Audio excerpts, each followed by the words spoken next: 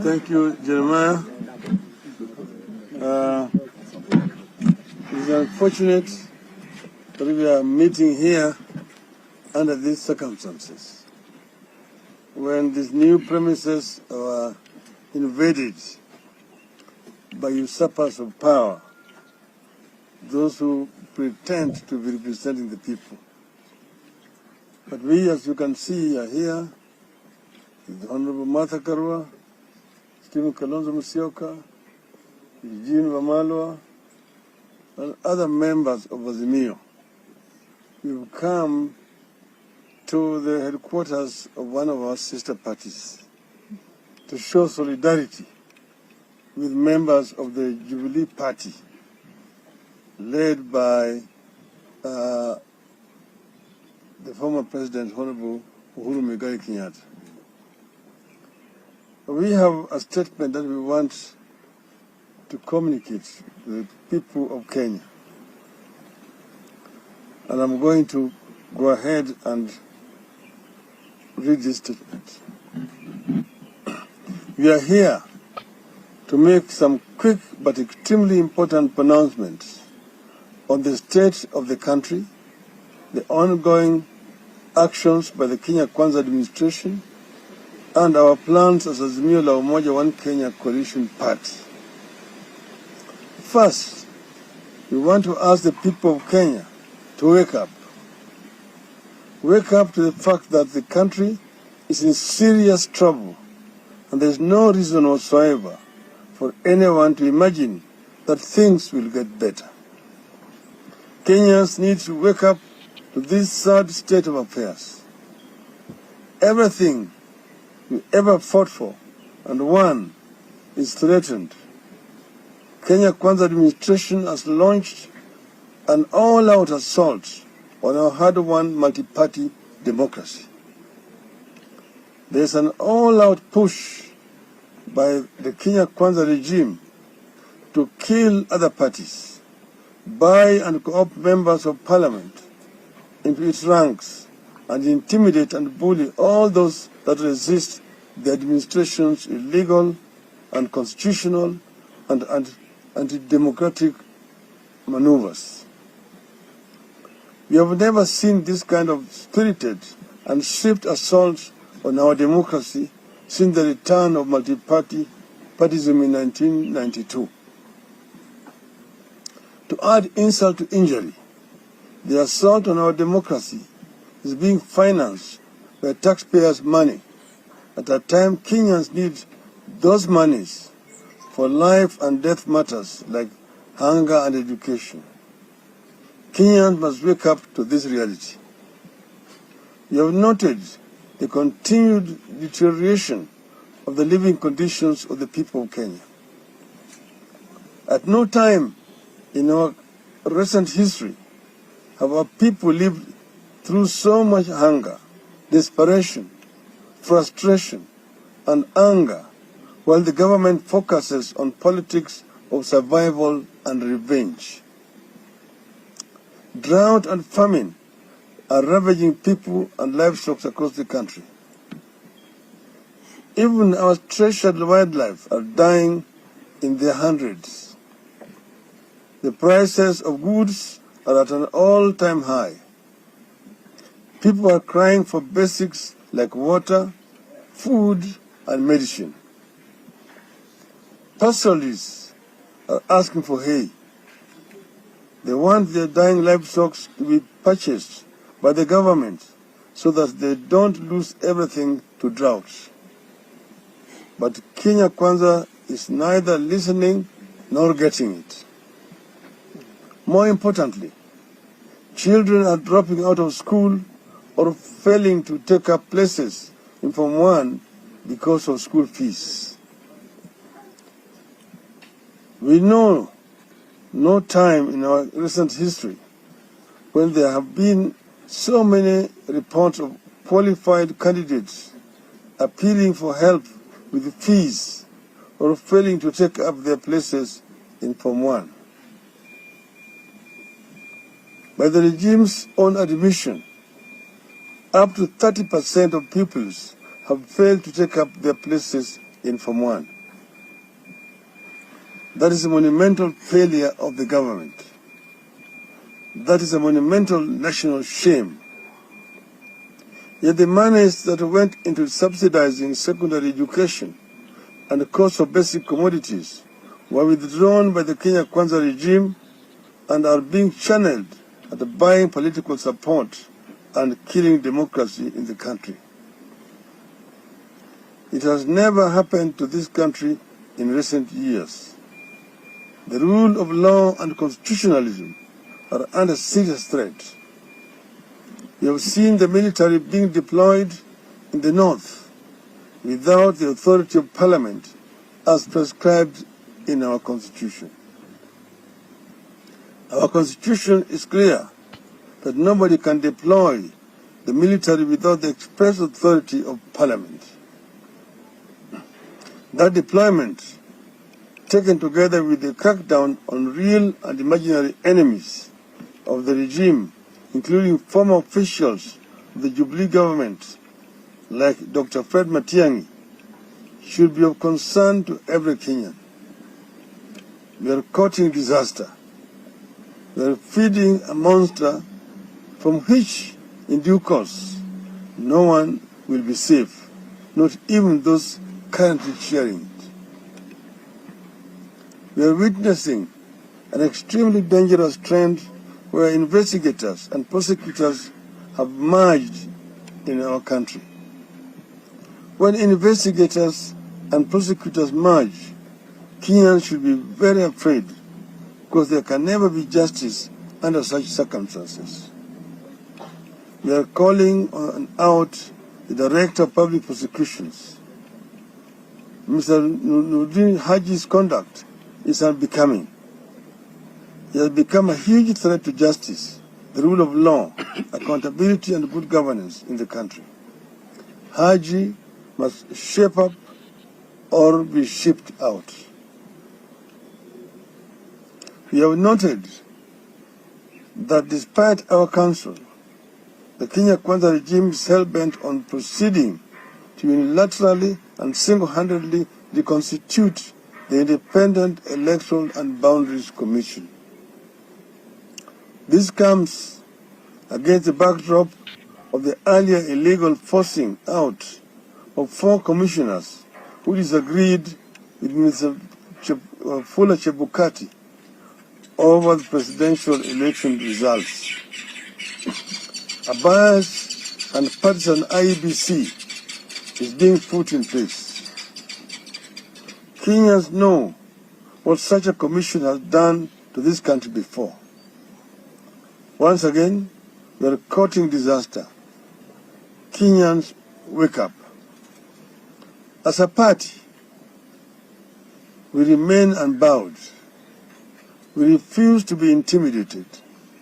We will not succumb to blackmail. The threat to our democracy, the regime's don't care attitude to suffering of our people, the attacks on the rule of law and constitutionalism, and the push to silence critical voices at a time the country needs them, are our reason to push back. To this end, our People's Barazas shall continue.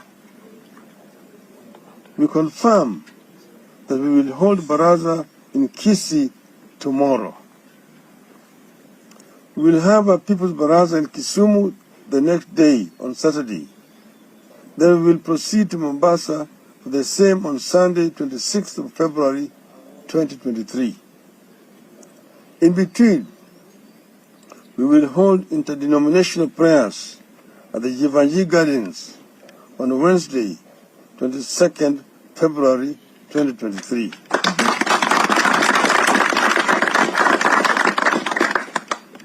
Extraordinary times require extraordinary action and resolve.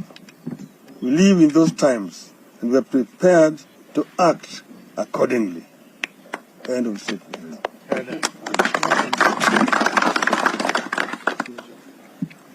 Yale tumesema kwa Kimombo imeleweka, naweza tu kuongeza kwa Kiswahili.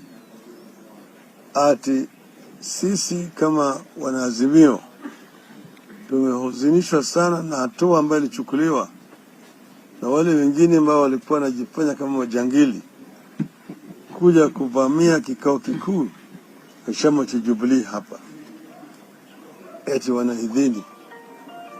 Bahati nzuri ile tribunal ya vyama imesikiza pendekezo ambayo imepelekwa na viongozi wa chama cha Jubilee, na wakatoa amri ya kwamba Jubilee iendelee.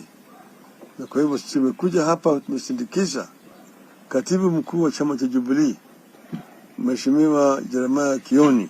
Yes. Hapa tumeona vitisho ambayo inatoka kwa serikali ya haramu ya Bwana Ruto na vibaraka vyake.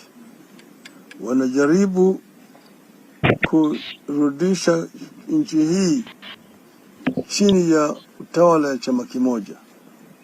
Wanajaribu kuvunja vyama vingine vya kisiasa.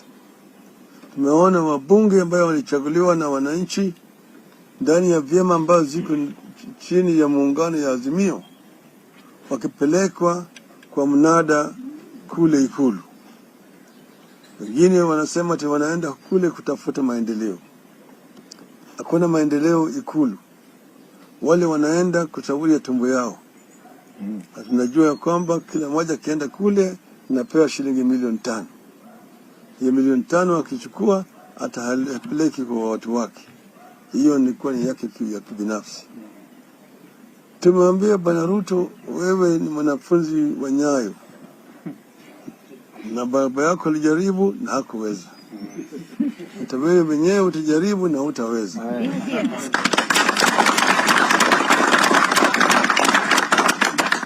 Wakenya wako macho. Wakenya wanajua tumetoka wapi, tuko wapi na tunaelekea wapi. Wakenya hawezi kukubali kurudishwa katika utawala ya kimabavu ya chama kimoja. Hii demokrasia Wakenya walikufia, na Wakenya bado wako tayari kumwaga damu kulinda hii demokrasia.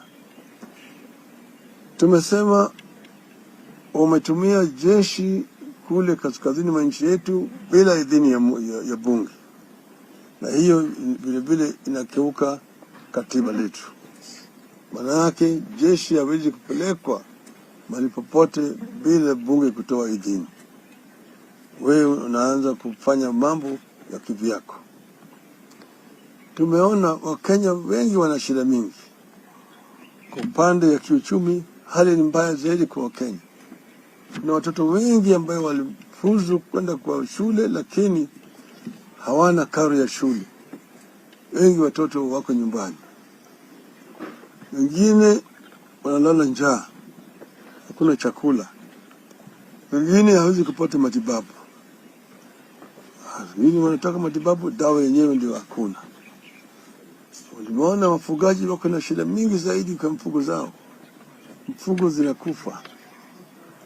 Tunasema baada ya serikali kuangalia yale shida ambayo inakumba Wakenya wakati huu, wanafanya kazi ile ambayo haina maana.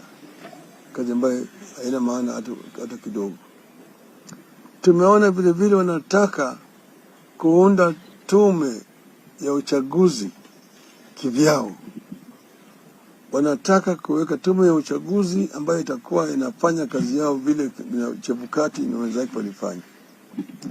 Wale wanachama wa tume ya uchaguzi 4 ambao walisimamia uhaki wakasema ile matokeo ambayo Bwana Chebukati alikuwa anatangaza ni bandia, wamepelekwa nyumbani, wengine wanashtakiwa. Wale ambao walikuwa nasema ukweli wamepelekwa nje. Na jinyi nyote mnajua mfishwaji alitoa matokeo ya uchaguzi juzi. Akasema yale yote ukweli ambayo iko juu ya mambo ya uchaguzi. Ya kwamba Bwana Ruto alipata kura milioni 5.9. Sisi tulipata milioni 8,100,000. Kwa hivyo Bwana Ruto ni rais bandia. Rais bandia. Amekaa kule Ikulu bila idhini na sauti ya Wakenya. Tumesema sisi tutaendelea na mikutano zetu ya kuongea na Wakenya. Tutazidi kuongea na Wakenya, tujadiliana na hao ili tujue mwelekeo. Kesho tutaenda kule Kisii County. Tutatoka kule upande ya Keroka, tutaingia Keumbu, mwisho tutaingia Kisii mjini na kuongea na Bagusi siku ya kesho. Kesho kutwa tutakuwa kule Kisumu, UK. Tutaongea na wakaaji wa Kisumu vile vile juu ya mambo ambayo yanaelekea katika taifa letu na maoni yao. Jumapili ijayo tarehe 26 tutakuwa Mombasa na kuongea na wapwani vile vile juu ya mambo yanaendelea.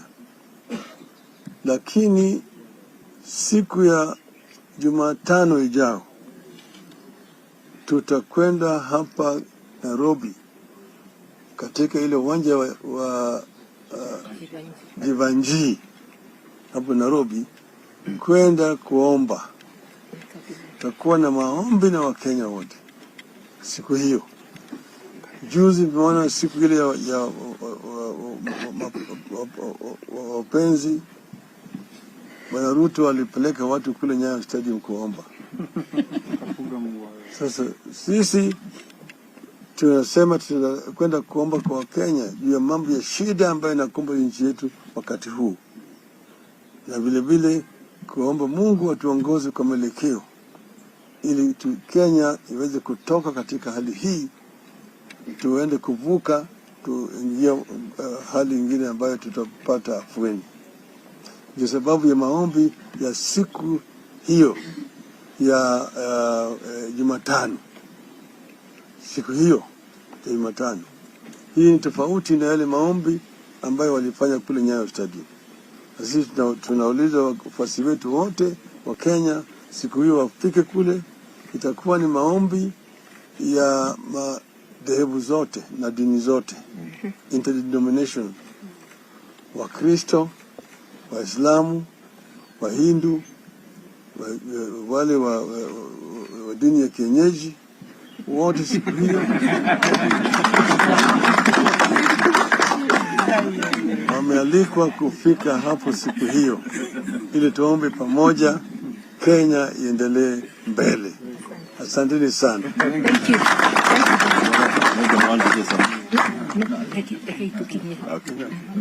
Asanteni sana. Thank you so much.